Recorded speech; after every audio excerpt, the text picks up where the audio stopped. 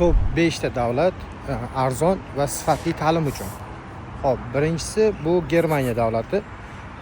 Germaniyada davlat universitetlari mutlaqo tekin. Siz borganingizdan keyin tekinga o'qishingiz mumkin, ta'lim olishingiz mumkin. Ikkinchi davlatimiz bu Italiya.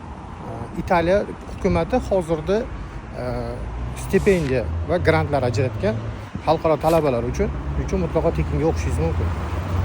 Uchinchisi bu Turkiya.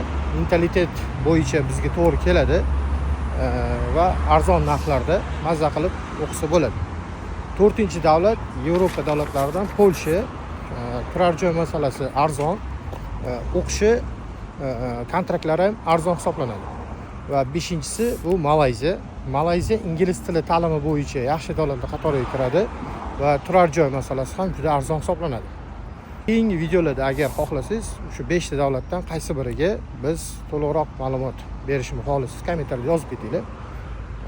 Salomat bo'linglar.